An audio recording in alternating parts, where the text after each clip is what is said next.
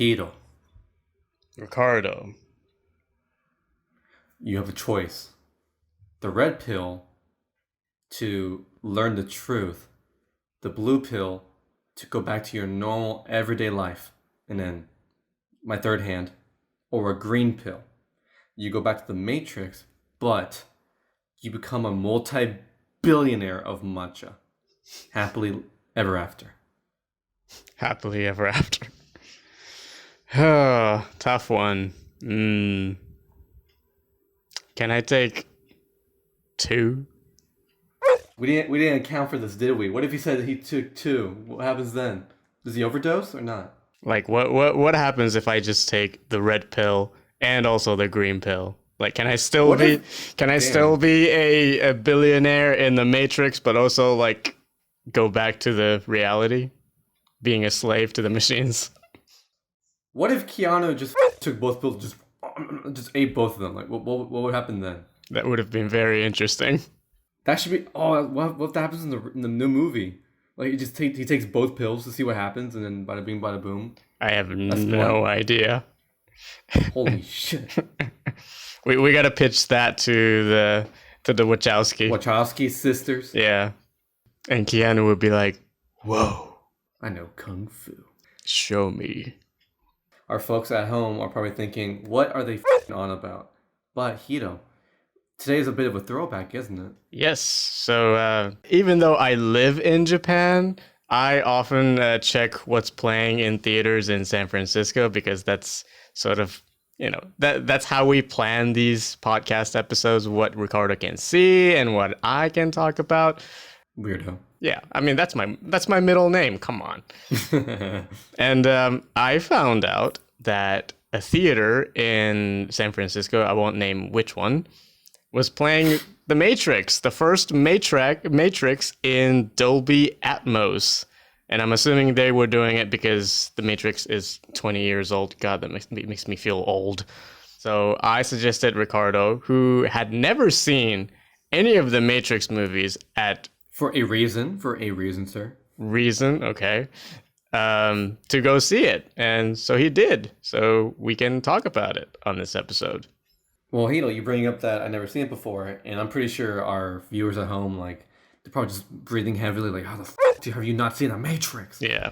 And it's like, think about it. I'm a millennial. I grew up in the 1990s. I was born in 1997, so then my parents were just like, show the little kid in Disney or some shit. They're not gonna go see The Matrix. Like, they're poor. They're poor as so they're not gonna go see Matrix. And just throughout the years, like DVDs too, like you either bought a DVD or you rented it, and there was no such thing as streaming. Yeah. And then like if basically the rule was if my dad didn't rent it, I didn't see the movies at all. Okay. And then just throughout the years, I don't think Matrix has ever been on Netflix or like any streaming service. Really? I remember seeing, I think it was on Amazon for a while. Really? I think so. Yeah, I remember seeing them. Because I know like some movies just never, like even though they're classic American films, they're never on any streaming service. Like they never get put on there. Right. So then that was the case with The Matrix. So then when Hito was like, oh, go see it in Dolby IMAX, I thought this is a legit once in a lifetime opportunity. I need to take this. Yeah. Yeah. And Hito, let me say this. Every dollar that I didn't spend on it was worth it. Yeah, because Ricardo has an AMC A-list. I paid $0. So I'm not gonna lie, I'm flexing on my AMC movie pass. Like people will be like, I got a Maserati, and I'll be like, I got AMC movie stubs. Like, what do you on about? But Hito, that movie was like fantastic. That movie was so good. Yeah. Where should we even start? Like, should we even do people know what The Matrix is? Like, I feel like it's one of those movies where like if you didn't watch it when you're younger and you didn't really grow up with like movie culture, you're not gonna really know what it is. But such a big impact on American films and culture. Oh yeah. That it's kind of like Star Wars. You just kind of know what it is without seeing it. Yeah, I mean, Matrix changed the action filmmaking. Like Terminator was sort of a game changer in its own right, but The Matrix changed the whole action filmmaking scenery, just it was revolutionary. And even like you could say like there's people usually focus on like plot and action. That's usually what general audiences pick apart on. But even for like a mainstream action film, it created some new philosophical thoughts in film. Like it was 90s, so a lot of like the government, punk rock, Yeah. cyberpunk. So a lot, Rage Against the Machine, of course, that was popular. Yeah. And this movie was just a giant stew of all that combined, other than Hackers. But that's a different movie. Yeah. So I want to hear what you think of the movie, because I obviously have seen the movie several times over the last decade or so. But I like to your in your eyes as a, how old are you again? 21, 22? I'm 21. Okay. Sure. For a 21-year-old guy who had never seen The Matrix up until like a week ago, how did it look to you? What did you, how did you feel? Holy shit, is this a therapy session? But no, it did feel, I'm not saying it feels dated, but it did feel like a time capsule where all of 90s culture were in that film. And it was a blast, honestly, because like a lot of those like 90s computer stuff.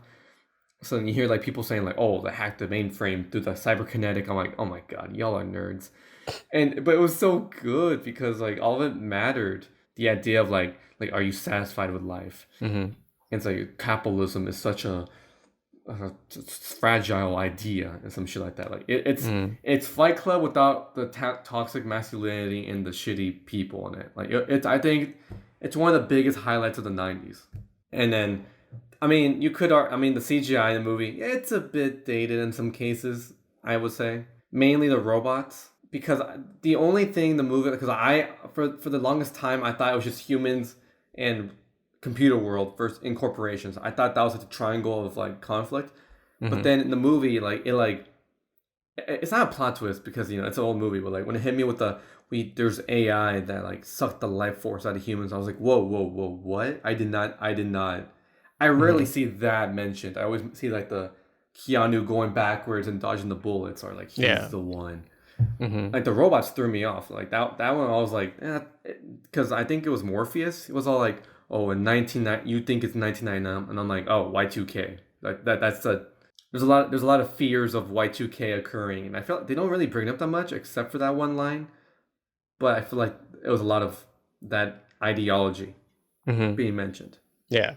I watched the movie again about a week ago, and subsequently I watched it again like 2 days ago. Oh wow, okay. Because it was so good, and it's been a while since I saw that movie. I think the last time I saw it was when Jupiter Ascending was coming out. In 2015. Oh, okay. Yeah, with the Channing Tatum and Mila Kunis, and that was the latest from the Wachowskis. And I decided to, for some reason, revisit all the Matrix movies. I always thought the first Matrix was okay for some stupid reason. I don't know why. I want to grab my 22-year-old self and slap him in the face because he was so stupid for even having that thought. I was impressed by like how well this movie aged. Like I know there were a couple of technical stuff that look outdated, the robot CGI and some of the other stuff, but for the most part it just holds up so well. And it's a very, even though it deals with some difficult philosophical ideas, those ideas still integrated well with the world building and the action, and the characters are great. Yes. And it's just it's so well structured. Yes. I just kept thinking, wow, like this is such an ambitious movie. And I know that there are several movies from 1999 that still hold up and that people still talk about. But this one was like, you know what? I understand why this became this huge thing. All I can say about this movie is just, it's so cool. Like both on the philosophical level and as a piece of entertainment, it's a really cool movie. Hmm. And I honestly cannot imagine this movie being made like today.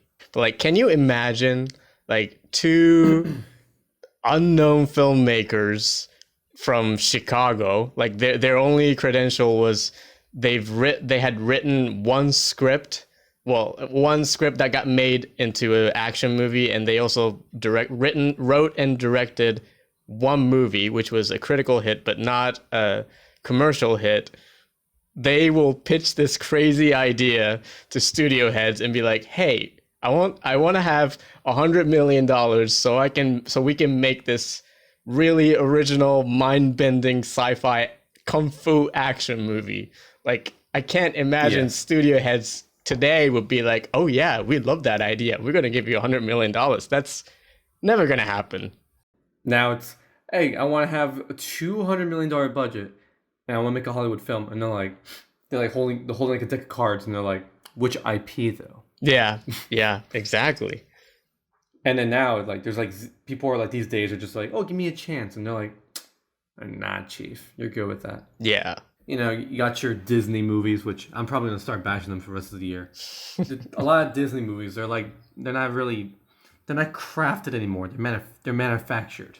yeah, But like, I don't know, Keanu, his delivery of the lines in the movie are like, because the best part is like the movie's like super serious, but then when he has to like deliver lines like I know kung fu, or like after his initiation, he just says like whoa. yeah, Just lines like those just are perfect way to like. I think the movie knows it's super serious, but like to audiences, we're just like, yeah, we love this. Like this is so dumb, but we love it, yeah. and it's just a good time. Like even if you take it too seriously, it's so fun. It is fun. And, I love Carrie-Anne Moss. She's just badass. I love Trinity. Her entrance, Oh, her yeah. entrance to the Her. film, like that. It starts out with her basically, like the beginning of the movie when you see her like going to the action sequence of hopping to the roofs, and she's just running in her leather outfit. You just know like okay, this movie's gonna be good. This is gonna be a good time. Yeah. And then the brown, brown, brown, brown, brown, brown, brown, brown, and like we must get her. And then just Agent Smith like running like dun dun dun dun dun, and then she jumps like wow wow wow wow wow wow, and like she jumps across the building. And you're like whoa! It's just so much style presented in the first like 10 minutes. Yeah. And Lawrence Fishburne, great as Morpheus. Hugo Weaving is having a great time as Agent Smith. Like, he's chewing the scenery. Like, that interrogation scene, like, where he reveals why he wants to get out. I can't stand the smell of it, if there was such a thing. It's like, ooh. The taste of it. Yeah. Like it was interesting because even though he is an AI, he has like legit motivations other than delete the target. Like the idea that he's a white guy in a nice haircut, wearing a black and white suit, looking kind of like FBI, Yeah. like CIA. He's clearly like the government, Yeah. but then like he does have personal motivations that divert from like the government. And then the lines he delivers like, "Oh, you're the disease," and takes off glasses, and I'm the cure. Like, oh my god, that is like pinnacle evil man bad guy line. Yeah. He's basically like a security software, right? But with its own motivation. I do have one small gripe with the movie, which I think back then maybe it was the first time they've done it. That's why it's such a big thing. But now that I look back at it, I'm just like, really? That's what did it? It was like when Keanu was about to like die or something after getting shot by Mr. Smith. Oh, spoiler by the way. But I mean, the movie is 20 years old. Like, if you haven't seen the movie yet, like that's on you. like me who saw it like 3 days ago. Yeah. But it was the part where like Trinity was like, "Please come back, Neo. We need you." Kisses him and then boop brings him back to life. At least in like Scott Pilgrim versus the World, when he dies, he pulls out that 1-up power up, and I'm like, okay, they established that. That's establishing. But then this movie is just like you get shot, like Inception. Like you get shot, you die. Yeah. It's funny. Like even while I was watching this movie, it made me think, oh, that's where this movie got its inspiration from. Like clearly, I mean, one of my favorites. I love Equilibrium. That movie clearly a Matrix. Would you say it's a ripoff? Yeah, it's a ripoff. It was more like Fahrenheit 451 kind of stuff, I'd say. But Hito, what is reality? That's a good question, isn't it? What is reality? What is it? Is it something you could feel, taste, smell? Then why not the Matrix? Why not your dream world? What is reality, Hito? I can't remember who said it, but I learned this quote when I was in high school that there is no reality. There's only perception. Oh shit! Yeah, that really stuck with me. It's like, you know what? That's a really good quote. Like, pulls out a revolver, just keep talking. Yeah, so it's like, yeah, it's just like Matrix just has this. I'm not saying basic or generic because those have like negative connotations, but this classical idea, like the allegory of the cave, where like Plato, we're getting into deep philosophy right now. Like Plato, like the idea of like if you see the shadows in the cave, is that your reality, and do you choose to leave the cave and see the light of the sun? And I think that's why Matrix is going to live on forever, because there's always that idea of like, do we really exist, and do we want to accept reality as it is? Except for those on 4chan who are like, oh, take the red pill to seek the truth. Those people could die. They could die in their own cave. They could die in their cave, dude. Like those people at the weird political side note. Those people at the straight pride parade. Take the red pill. Yeah, go die. Ugh, straight parade. I know, heteros. Yeah. And the first comment, but Ricardo, you're a hetero, and I'm like, I don't care. You can be repulsed by the idea of straight parade even if you are straight person. That's the quote of the episode today. Yeah. Put that as a blurb. Blurb. Yeah, let's give $100 or $200 million to the Wachowskis. Like that should be included in like every studio's mandate. Like fund the Wachowskis project at least like once every 4 years, because they you know, there are hits and misses, huge hits and misses, but they always come up with really original new stuff. Do you recommend this movie, Ricardo? Oh yeah, I definitely do. It's a pinnacle of the movie history. Even on its own, it stands the test of time. I hate that phrase. It's a good movie. Go watch it. It's important, and if you watch any other movie after 1999, a lot of references will make a lot more sense to you. Yeah, definitely. The action holds up. The acting, pretty great, and the characters are awesome. The world building is amazing. The visual effects, with the minor, outdated stuff, it looks still great. So The Matrix is awesome. If you can watch it in a theater, watch it in a theater. Side note, this pissed me off recently. I got an ad on Instagram recently. It was like, oh, buy Aladdin today, HD quality. And I was like, dude, I want to buy Aladdin on DVD, like a Blu-ray or something. No, you know what did? It said digital only. And I was like, are you kidding me? I don't want a digital copy of a movie that I don't own. I want to own the disc. So one day when our robot overlords take over, I can sit in my living room, put in my Blu-ray copy, and I can watch whenever I want. Yeah. Yeah, Disney. Hey, digital. Man, this podcast, like, first 89% of it is just, hey, movies are great, let's review them. 10% is me saying, Disney. I mean, yeah. That Mickey Mouse. And I'm still getting Disney Plus. That's the part I hate about myself. Maybe you should sign up for Disney Plus for like a month. Wait, how are they gonna release The Mandalorian? Is it like Netflix style, or just every week, one episode a week? It's gonna be every week one episode. Ugh. I'm down for that, because that'll keep people like grasped by the fucking. It'll keep them in. This is a family podcast. I can't.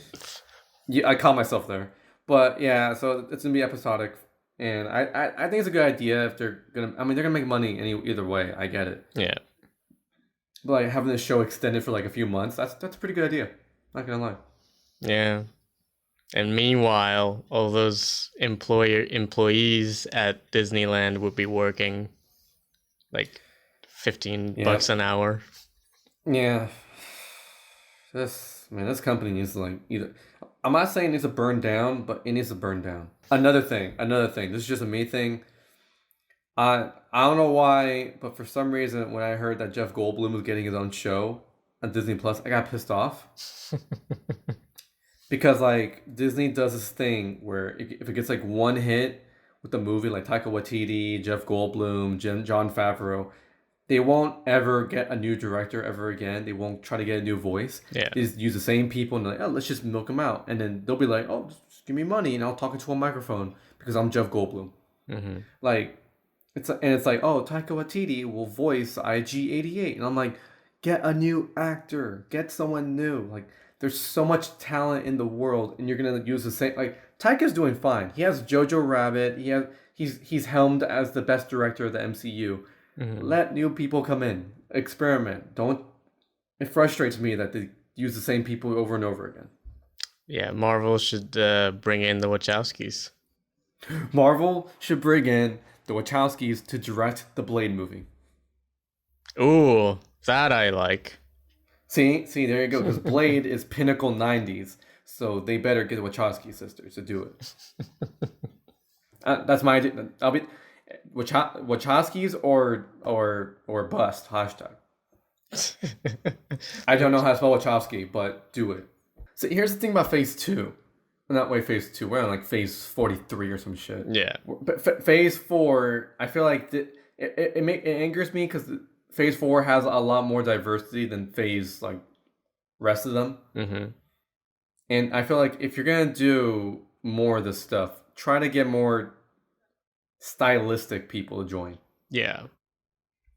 Like the only reason why I approve of Taika Waititi is because he did Ragnarok and Love and Thunder seems like has a flavor of his own, so I'm down for that. Mm-hmm. But like Blade, if you can't outrank the original Blades, then you failed, Disney. You failed. Because no one cares about Blade, honestly. The people who know who Blade are going to go watch that movie because they love it. Yeah. So you better like get a bowl of 90s nostalgia and just remake it so it's better. Or make a new story. I don't know. Get Guillermo to make it again, but with better budget. It's going to be PG-13. God damn it. Yeah. Yeah, it's not going to be the same. Not failing already. Yeah. So, I don't know. So Disney and Marvel should hire the Wachowskis for every project. Instead of Paul Feig, what's his name? Kevin Feige. Is that his name? Kevin Feige. Kevin Feige is the producer. Kevin Feige, just fire him. Make the Wachowski sisters producers and directors, and I might say it, the main actors. Why the main actors? We need more representation in Marvel films. They don't have to act. They can hire trans actors. All right, just do that, Disney. But no, they're scared. Yeah, they're scared of all those white people. Yeah. So that was my rant for the week of Disney. Yeah, next week I'm gonna have like a. We went from raving about the Matrix and the ideas behind it to bashing the Mickey Mouse. And I'm angry because I will still absorb their content and I hate myself. Yeah, after this podcast episode, I'm going to go to the bathroom and start yelling because I know I'm wrong. So you saw Rocketman, eh? Yeah, I did. Finally, it came out. Let me guess. I know what you're going to say. You think the third act is the weakest because typically with biopics, the first 2 acts are good, but in the third act, the steam usually falls down. Because that means when they get addicted and they start suffering. I would say the second half is not as good as the first half. The first half is really fun. The musical sequences are quite magical. Taron Egerton, great. I mean, he definitely became Elton John for that movie. Bohemian Rhapsody. Yeah. Yeah, more handsome version of Elton John, I have to say, because He doesn't Yeah. look like Taron Egerton. I'm sorry, Elton, you're great, but you don't look like Taron Egerton. But yeah, I mean, it's well made. It's I will say this: it's better than Bohemian Rhapsody in almost every aspect. God, Oh yeah. Oh yeah. yeah, like it's better than that. And if Rami Malek can win an Oscar by lip syncing, Taron Egerton can win an Oscar. I think the biggest deal, like, okay, now I'm bashing on Bohemian Rhapsody. Let me tell a story, and it's gonna tie in with Okay. Bohemian Rhapsody. I was looking through my Instagram, and I saw this one page. It's a gay film community page. I follow it because I need to learn. I need to be an ally. Mm-hmm. And they said top 10 LGBT films of the past decade, and I'm like, oh, this sounds exciting. And it's Mm-hmm. like, oh, Moonlight, Mm-hmm. Carol, Yeah. Call Me by Your Name, and I was like, okay, okay, Mm-hmm. I see this. And then number 10 was like Bohemian Rhapsody. And I was like, I was like, are you kidding me? Ew. And I was like, you need to take that out and then put in Rocketman because there was no gay stuff in Bohemian Rhapsody. Rocketman is gay and it's great. I mean, it wasn't gay enough for me, but Really. no, it's just I don't know. The sex scene was just as vanilla as the ones from Call Me by Your Name. Uh huh.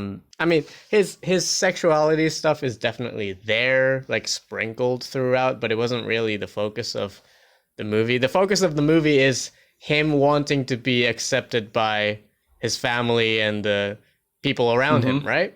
I think Yeah. you said it when you talked about it. I wouldn't say I was bored, but I couldn't stop thinking, yeah, I've seen this in a million other biopics before. This is a Mm-hmm. cliche. And I feel like so much of his personal stuff were oversimplified. Okay. Like his relationship with his parents, like his parents are portrayed as like super one-dimensional caricature. Like it didn't feel like people to me. And I see why Elton hates it. He definitely hates his parents Oh yeah. and his ex-lover John Reed and some other people. That I guess that's why he portrayed he I wouldn't say he, but like the filmmakers decided to portray those people as like really shallow objects. I don't know. I wanted more from it. I ended up wanting more like I wanted more stuff about his parents, why they had such a tumultuous marriage and how that affected Elton. And I wanted more about his relationship with John Reed because it sounds like they went through so much shit after their personal relationship, fell apart. Like they were Yeah. still like like he was still his manager, but like he sued who I forgot who sued Elton, or was it vice versa? I can't remember, but like there was a lawsuit, and there was a scene sequence where Elton gets married to a woman, which I didn't know, but that just happens so quickly. It's like, what about the thing with Renata? It's like that could have been a lot more interesting, but that's over in like 3 scenes. And the ending is, I gotta say, the ending is terrible. I hate Really. the ending. The ending is terrible. Oh my Oh god. wow. The The music whole video or like the the part where music at the the music video is not very good either. wow. Wow. That offended me. That offended me. That was terrific. I'm pretty sure I offended millions of Elton John fans. Me. But yeah, particularly you. Oh god, the part where his family and his kid self and Bernie Taupin and everyone showed up at the meeting. And Elton is basically saying, "No, here's what's wrong with it," and he hugs his younger self. That made me want to puke. Oh God, hugging your kid self, oh, off, and the whole Bernie and the John Reed, imaginary John Reed and Bernie show up and like, oh, off, and his parents stuff, oh, off. You monster. The whole thing felt like a Elton John life story, like crash course. Oh, okay. I would have been fine if this movie was like 3 hours long. I would have watched that movie for sure. I will say this, that, well, I give this movie and particularly Elton credit for making him look like an asshole in so many situations. Yes. Once he gets addicted to drugs, like from that point on, he's a complete douchebag, and I commend the movie. I commend the screenwriter. I commend Elton for doing that, making that decision. But the rest of the movie, I don't know, it's fun up to a point. I mean, I didn't know anything about Elton, and I feel like I know a little bit about his life story. Not quite enough, because I feel like so much happened, so much good stuff and so much like humanitarian stuff happened after the ending of this movie. Like he did the song for Lion King. He did a lot of charities. He got married. He has kids. Like all that stuff happened after the ending of this movie. So I wanted more about that and also his personal stuff. But it's fun. It's fine. You were right though. You said that I wouldn't like the movie, and I can't say I like the movie. I'm an expert on Hito. I have a PhD in it. Yeah. I wouldn't say this is a bad movie. I just I wanted more from it. That's my take. So I guess that this wraps up today's episode. Yes, Hito. And I didn't get a final answer from you of which pill you wanted to take. I'm going to take both red pill and green pill and become a billionaire and also be a slave to the machines. Sounds good. Yeah. It's the best decision. Thank you for listening to this episode. We very much appreciate it. What is it? What? You're doing a motion. You're doing a praying gesture. We are now on Apple Music or Apple Podcasts. Well, we are still under review. Oh my god. Oh, is this under review? God damn it. It's still under review, but we are available on Spotify and Google Play Music and other podcast suppliers. So go there and follow us there. Once it is available on Apple Podcasts, we will announce it. It's going to be biblical when it happens. Yeah. But we'll let you know if we're on Apple Podcasts. So all you lovely Apple users can listen to us on your Apple devices. But thank you, Ricardo, for reviewing The Matrix, watching The Matrix for the first time and giving your take. Of course.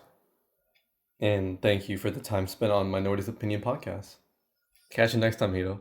And catch all of you next time On Minority Opinions Podcast. Thank you.